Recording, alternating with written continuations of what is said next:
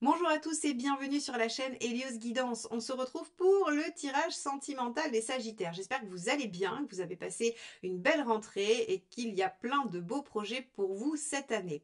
On va regarder là en tout cas aujourd'hui ce qui va se passer donc dans votre sphère relationnelle. Alors ça peut être familiale, amicale, amoureuse bien évidemment. C'est la question d'une personne avec vous, d'un lien dans lequel vous avez des sentiments, dans lequel il y a de l'affectif. Alors, je vais vous laisser regarder ce tirage qui est assez intense, où vous allez vivre des retournements de situation, où vous allez devoir faire face à une maîtrise de vous-même, mais aussi où l'univers va vous apporter une opportunité comme jamais. Donc c'est le moment de saisir cette opportunité au vol et on va aller décortiquer tout ça ensemble. Avant ça, évidemment, vous le savez, il faut penser à vous abonner si vous aimez mes tirages, si vous avez envie de me retrouver. Il faut cliquer sur le petit bouton abonné et sur la clochette pour être notifié. Likez, commentez et partagez ces tirages parce que c'est comme ça que vous m'aidez à maintenir la chaîne et que je peux vous proposer ces tirages tous les mois. J'ai aussi la possibilité de vous accompagner dans une période de vie pour répondre à des questions ou pour trouver votre chemin de vie, la meilleure façon de le réaliser. Et je peux également aussi vous apprendre à faire ces tirages. Il y a une formation le 16 et 17 novembre sur le Rider-Waite. Vous pouvez apprendre à faire les tirages que je propose sur ma chaîne et à répondre à la plupart de vos questions. Je vous enseigne ma méthode et vous pouvez réaliser des tirages tout de suite et ça en un week-end. Donc n'hésitez pas à aller voir tout ce que je vous propose sur heliosguidance.com et en attendant, je vous laisse avec votre tirage.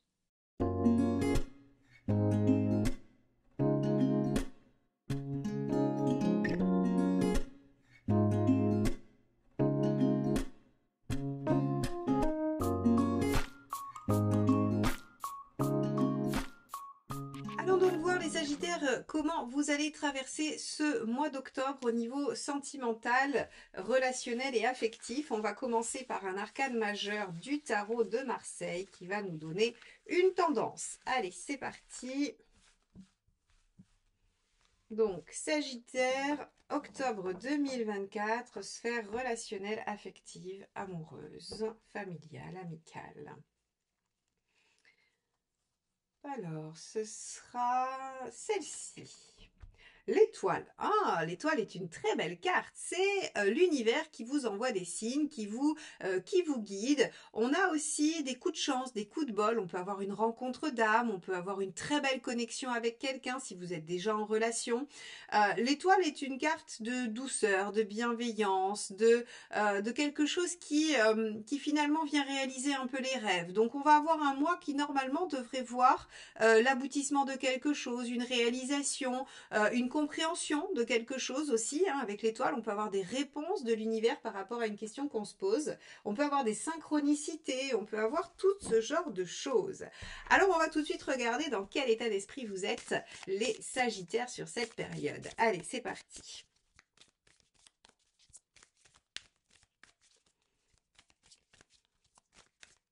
Ça sera celle-ci.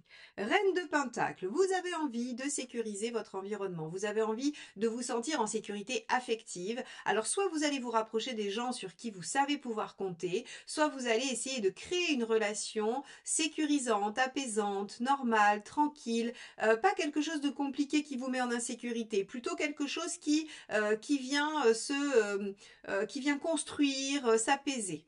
Donc, on est vraiment dans une dynamique de je veux de la sécurité autour de moi, je veux me sentir bien, je veux me sentir entourée, soutenue. Allez, quelle est votre envie?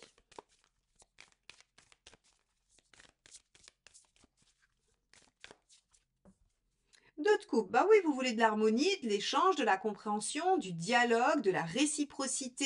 Vous voulez soit être bien avec la personne qui est dans votre cœur ou dans votre vie, soit trouver quelqu'un qui a les mêmes aspirations que vous, qui a les mêmes envies, les mêmes affinités, la même douceur, la même compréhension, la même... En fait, vous avez envie de vibrer à l'unisson avec quelqu'un et vous avez envie de créer quelque chose, effectivement, de doux, avec l'étoile et ces deux cartes, on a l'impression que vous voulez vous retrouver dans un petit cocon qui vous fait du bien, rien qu'à vous, avec tout ce qui vous plaît à l'intérieur. Vraiment, on a ce besoin et cette envie de construire quelque chose qui vous ressemble et qui vous fait beaucoup de bien. Alors, quelle est votre intention pour ça? Qu'est-ce que vous comptez mettre en place? 8 de bâton. Ok, 8 de bâton avec étoile, on est vraiment sur de la synchronicité, hein. Si vous êtes célibataire, vous rencontrez la personne de votre vie, hein. Vous faites, en gros, ici, on voit que vous faites une prière ou vous faites une demande à l'univers et ils exaucent direct votre demande, hein. Le 8 de bâton, c'est déjà j'écoute les signes, je suis à l'écoute de tout ce qui se passe autour de moi, donc on est vraiment sur de la synchronicité. Étoile 8 de bâton, là, pour le coup, il n'y a vraiment pas de doute à avoir. Vous aurez des réponses à vos questions par le biais de messages subliminaux, ça c'est sûr. Et vous êtes dans l'intention de réagir, d'agir vite, de dialoguer, de faire les choses. C'est-à-dire que le 8 de bâton, c'est aussi une lame d'action qui vous dit, qui vous pousse en fait vers l'accomplissement, la réalisation, qui vous pousse vers le fait de faire. Donc ici, non seulement vous avez envie de créer cet environnement, mais vous êtes bien décidé à saisir chaque opportunité de poser une action qui vous dirige vers ça. C'est-à-dire que si vous rencontrez quelqu'un qui vous plaît un peu, vous n'hésiterez pas à avoir une initiative pour maximiser vos chances que ça marche. Vous voyez? C'est-à-dire que vous êtes vraiment dans cette dynamique. Vous voulez ça, mais vous n'êtes pas passif. Des fois, on est attentiste, on se dit j'adorerais que ça arrive dans ma vie, et puis on attend que ça arrive. Vous, pas du tout. Vous adoreriez que ça arrive, et vous allez mettre en place ce qu'il faut pour que ça arrive. Donc ça, c'est plutôt bien. On va regarder ce qui pourrait bloquer.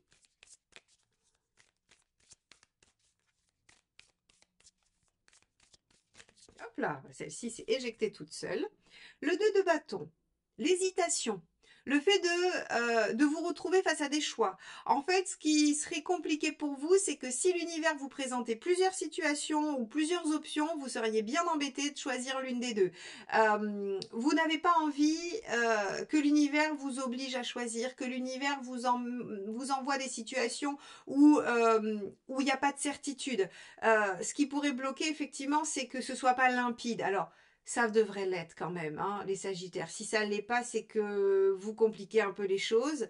C'est que peut-être vous êtes trop à l'affût. Alors, ok, il y a deux choses. Ce qui me vient, c'est qu'en fait, il y a les signes et il y a les biais de confirmation. C'est pas la même chose. C'est-à-dire que il y a les signes fabriqués, qui sont les biais de confirmation. Votre cerveau va chercher, va être attiré par tout ce qui va confirmer son hypothèse ou chercher à mettre du trouble dans son hypothèse, peu importe en fait l'option inconsciente qui est choisie. Et il y a les vrais signes extérieurs. Alors, qu'est-ce qui différencie un biais de confirmation d'un signe extérieur? C'est quand ce qui arrive n'est absolument pas dépendant de votre volonté. C'est-à-dire que vous vous dites, alors je vais vous donner un exemple un peu à la noix, vous vous dites, j'hésite entre Pierre et Paul, je ne sais pas qui choisir, je ne sais pas si je dois aller plutôt dans la relation avec Pierre ou avec Paul, et puis vous croisez quelqu'un au boulot où vous avez un rendez-vous et la personne vous dit bonjour, je m'appelle Pierre. Bon, voilà, ça c'est l'univers qui vous donne qui vous donne un message. Ça veut dire que bah, c'est Pierre. Voilà. Euh, si c'est vous qui après allez chercher dans des affiches, dans des livres, dans des choses comme ça, et que vous sélectionnez le prénom Pierre ou que vous cherchez à vous retrouver en présence d'un prénom, d'un des deux prénoms, on a des chances, des risques d'être sur un biais de confirmation. Donc en fait, c'est ça qui va vous poser problème, les Sagittaires, c'est de faire la différence entre les signes et ce que vous allez vouloir voir. Et qui pourrait vous mettre en confusion, c'est le seul et unique blocage. Ok, conseil.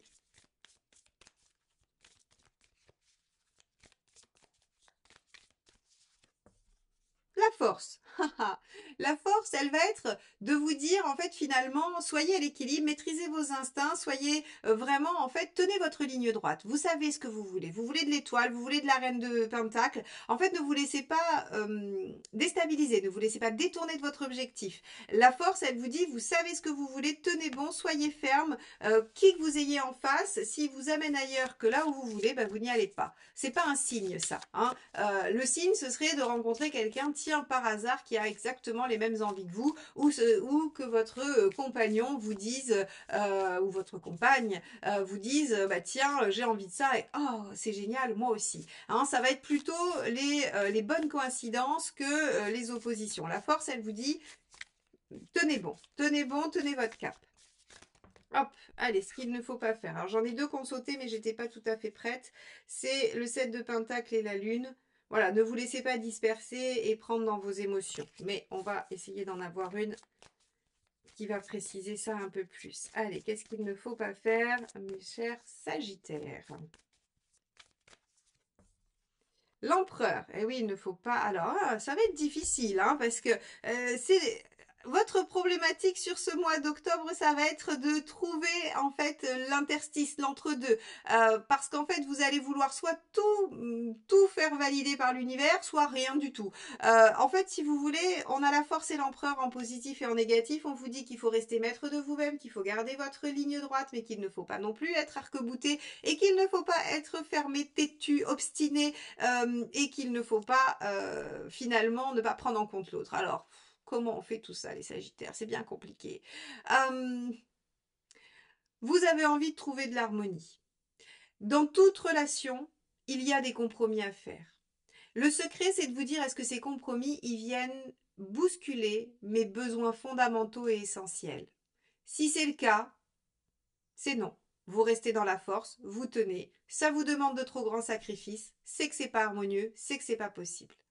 Si les compromis, les agencements, les arrangements ne viennent pas vous poser plus problème que ça, que tout ce dont vous avez besoin est satisfait et que ça vous demande juste de vous concilier, de trouver un petit chemin un peu au milieu, eh bien vous êtes dans un assouplissement qui va dans le sens de votre bonheur. Donc là, on n'est pas sur la posture de l'empereur qui dit ah non, c'est pas comme je l'ai prévu, donc c'est niette. On a l'impression qu'on va vous demander de doser un peu, en fait. L'univers va vous envoyer les signes, mais va vous demander de savoir les reconnaître. Il va vous envoyer des situations, mais va vous demander de savoir effectivement les reconnaître et vous positionner. Il va vous envoyer peut-être des négociations, mais il va vous demander de savoir vous positionner à l'intérieur de ces négociations. Donc, l'enjeu pour vous, les Sagittaires, sur ce mois, c'est où est-ce que je me positionne dans le lien pour qu'il soit favorable, harmonieux et qu'il m'amène là où je veux, la sécurité et l'engagement. Bon, on va regarder quel est l'état d'esprit de la personne en face de vous, comment elle se présente et on ira un petit peu avancer dans cette réflexion. Allez, quel est l'état d'esprit de la personne en face de vous, mes chers Sagittaires? 9 de coupe. La personne en face de vous, elle veut vivre quelque chose de beau, d'harmonieux. Elle est dans son propre rêve à elle. Et donc, dans son propre rêve à elle, peut-être qu'il y a des choses qui ne vous conviennent pas tout à fait. C'est peut-être là où on va vous demander de trouver du juste milieu, de trouver un positionnement. Mais vous avez en face de vous quelqu'un qui de toute façon a l'intention d'ouvrir son cœur, veut se réaliser, veut être heureux, veut du bonheur. Donc déjà, on a une belle intention en face, enfin, on a un bel état d'esprit qui est d'être dans une réalisation. Donc déjà, on a une attitude saine, ouverte, positive, bienveillante, plutôt épanouie. Hein, donc on a quelqu'un de bien en face, on a quelqu'un de chouette. Quelle est son intention? Ah bah oui, regardez, roi d'épée, construire intelligemment, arriver à faire en sorte que finalement entre un œuf de coupe et un roi d'épée, c'est me donner les moyens de faire de ma vie un rêve. C'est vraiment ce que veut la personne. Se donner les moyens de prendre les bonnes décisions et de poser les bonnes actions qui vont l'amener à son bonheur. Donc, on a l'impression que cette personne, elle veut vous emmener avec vous dans son bonheur. Et c'est peut-être une bonne chose. Hein. Peut-être qu'on peut s'engager. Le roi d'épée, il est stable, il est fiable. C'est quelqu'un qui veut construire. Hein. On n'est pas sur une énergie qui est un peu inconstante, impermanente. Non, on est plutôt sur quelqu'un de posé qui construit. Son intention, page d'épée. Intéressant. Son intention, c'est de comprendre. Alors, puisque cette personne veut comprendre, profitez-en pour dialoguer. Profitez-en pour dialoguer, profitez-en pour exprimer vos besoins, parce que cette personne, en fait, elle a besoin de savoir si elle peut construire avec vous son rêve. Et c'est beaucoup plus honnête de discuter, de dire les choses en force, c'est-à-dire je maîtrise, je suis à l'équilibre, plutôt que de s'opposer passivement peut-être à des propositions. Donc ça c'est intéressant parce que le page d'épée chez l'autre veut dire j'ai besoin de comprendre, j'ai envie de comprendre, je m'intéresse à ce qui se passe pour toi. Donc en fait je suis pas tout seul dans mon délire à vouloir réaliser ce que j'ai envie, j'ai un rêve qui est d'être heureux, je veux me donner les moyens de le concrétiser. Qu'en est-il pour toi? Voilà la posture de l'autre en face. Intéressant. Donc vous qui avez besoin de trouver de l'harmonie, de vous réaliser, d'ouvrir votre cœur, d'aller dans quelque chose de chouette, eh bien vous avez en face de vous un interlocuteur qui vous donnera cette possibilité. On va regarder ce qui pourrait bloquer. Il y a toujours un couac, hein, il y a toujours quelque chose qui ne marche pas. On va regarder ce que c'est.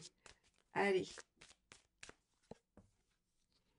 La reine de bâton. Eh oui, vous avez quelqu'un qui a du caractère en face. Vous avez quelqu'un qui sait ce qu'il veut et donc ça va être quand même un petit peu compliqué de trouver des compromis. C'est pour ça, je pense, qu'on vous a mis deux arcades majeures ici en vous disant que la bonne posture, c'est l'équilibre et pas le côté têtu et en opposition. Parce que si vous vous opposez à une reine de bâton, c'est un peu stérile, ça marche pas en fait. Chacun va vouloir avoir raison, chacun va vouloir être dans sa posture. Alors je vous le dis tout de suite, c'est vous qui gagnez les Sagittaires, l'empereur est plus puissant que la reine de bâton.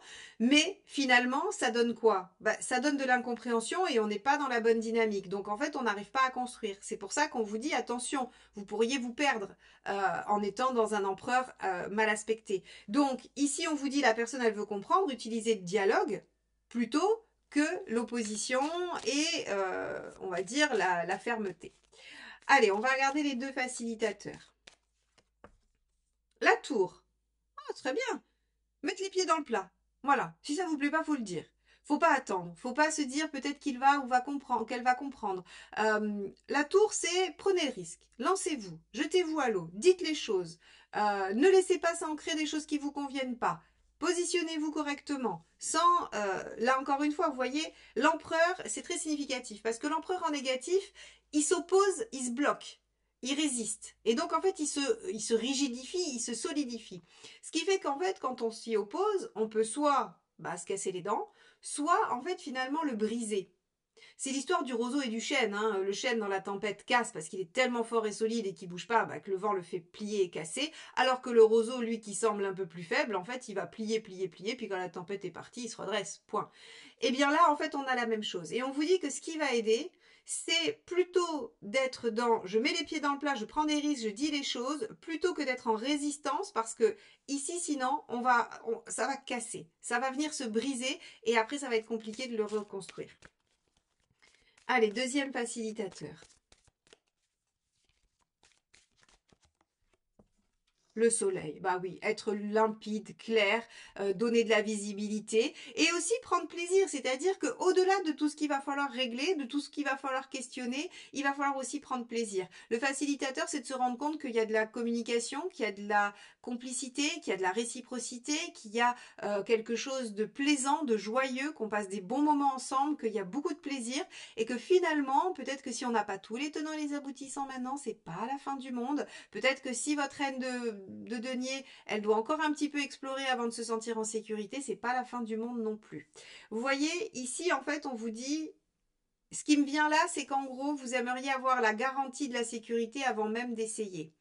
Or, on vous dit, bah non, il va falloir essayer un peu, il va falloir prendre des risques, mais en Dieu, il va falloir assouplir certaines postures pour pouvoir expérimenter qu'en fait, c'est très chouette avec cette personne et que ça se passe plutôt pas mal. Donc, on voit bien que l'univers vous apporte une situation que vous avez appelée de vos voeux.